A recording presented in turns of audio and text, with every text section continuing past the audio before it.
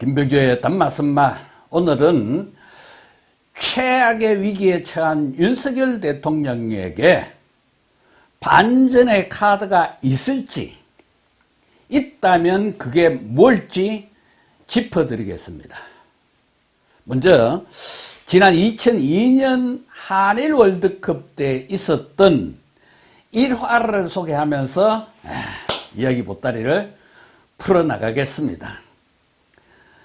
월드컵 4강 신화로 온 나라가 들떠 있을 때 이런 일이 있었습니다.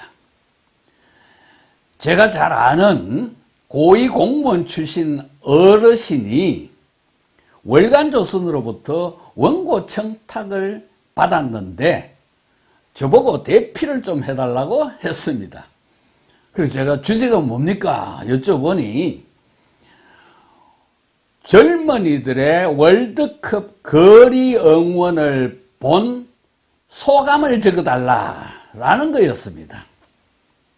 오래된 일이라서 제가 전체 내용은 기억이 잘 나지 않습니다만 핵심은 젊은이들이 월드컵 때 보여준 그 열기가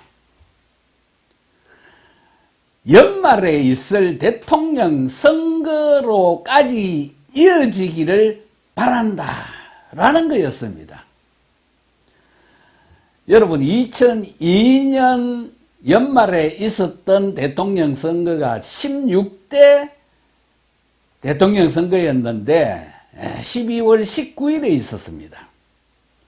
그때 선거에서는 새천년 민주당의 노무현 후보와 한나라당의 이회창 후보가 선두주자였습니다. 그래서 제가 선거 일주일을 앞두고 한나라당 쪽 사람에게 누가 이기겠냐고 물어봤습니다. 그랬더니만은 당연히 이회창 후보가 이기지 그럽니다.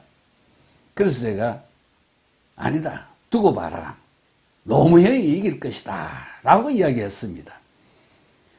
제가 노무현 후보가 이길 거라고 예측했던 이유가 바로 청년들의 정치 참여였습니다. 자, 당시 선거에서는 월드컵 4강 신화를 이끈 대한축구협회 정몽준 회장도 출마를 했거든요. 그러다 보니까 월드컵에 열광했던 2030 청년들이 자연스럽게 대통령 선거에도 관심을 갖게 됐습니다. 자, 노무현 후보와 정몽준 후보가 단일화에 성공을 했는데다가 그때 선거부터는 대학 캠퍼스 내에 부재자 투표소가 설치가 됐어요. 게다가 우리나라 최초로 정치인 팬클럽인 노사모도 생겨났잖아요. 저는 이런 것들이 그때 대통령 선거에 가장 큰 변수가 될 걸로 예측을 했습니다. 제 예측대로 결과는 노무현 후보가 2.3%포인트의 근소한 차이로 이겼습니다. 자, 그로부터 23년이 지난 2025년 대한민국에 또다시 2030 청년들이 정치의 새바람을 일으키고 있습니다.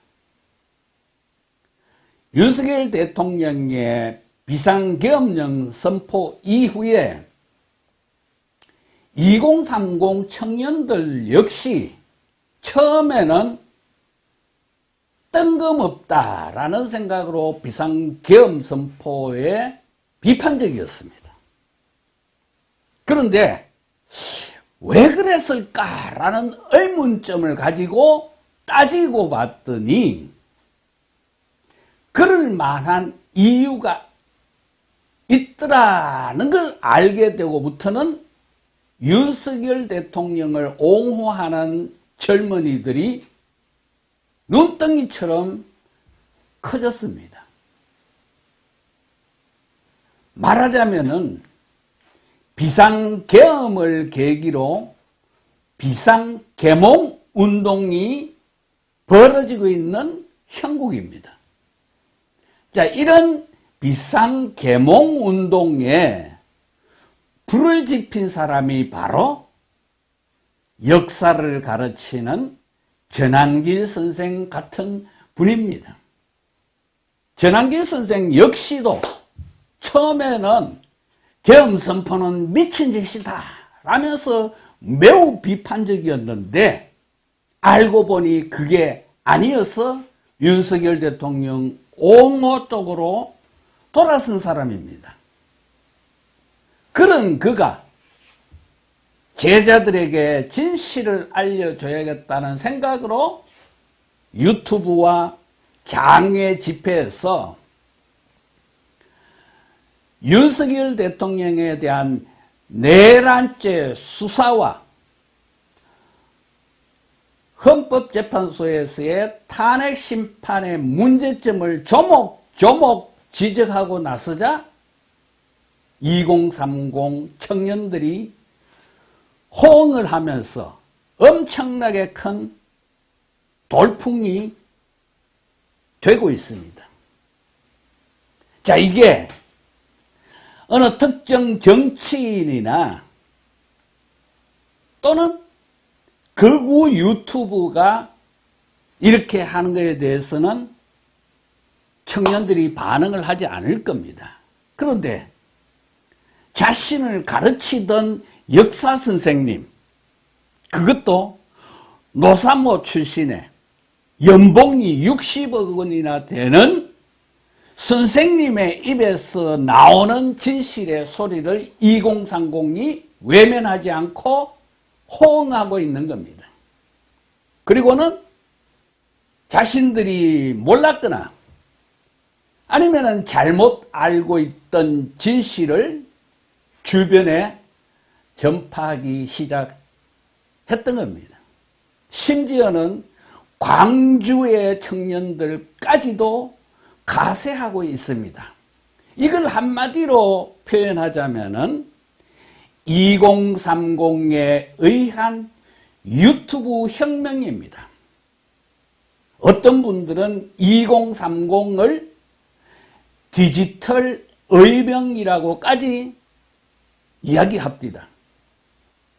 자, 정치 유튜브의 시청자가 그동안은 주로 나이든 어르신들이었는데 이게 이제 2030 청년들에게까지 확산하면서 여론 반전에 도화선이 되고 있는 겁니다. 저는 이것이 윤석열 대통령 탄핵 정국에서 최대의 반전 카드가 될 것이다 라고 보고 있습니다.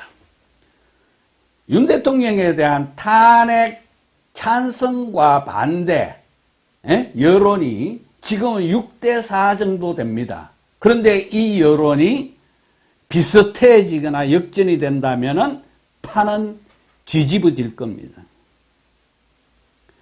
여러분, 지금 대한민국은 사실상 무법천지예요.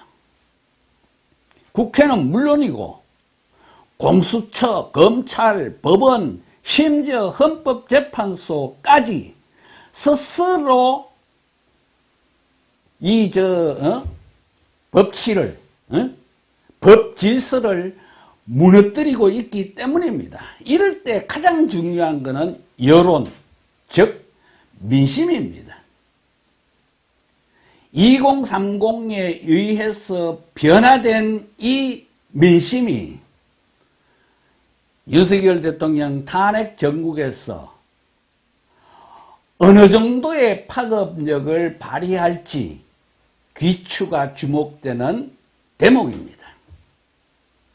여러분, 우리나라의 역사는 늘 2030에 의해서 바뀌어져 왔습니다. 1960년에 4.19 혁명이 그랬고 1987년에 60항쟁이 그랬듯이 2025년 탄핵 정국에서도 2030 청년들이 새로운 역사를 만들어 낼지 우리 다 같이 지켜보도록 합시다. 오늘 여기까지 하겠습니다. 고맙습니다.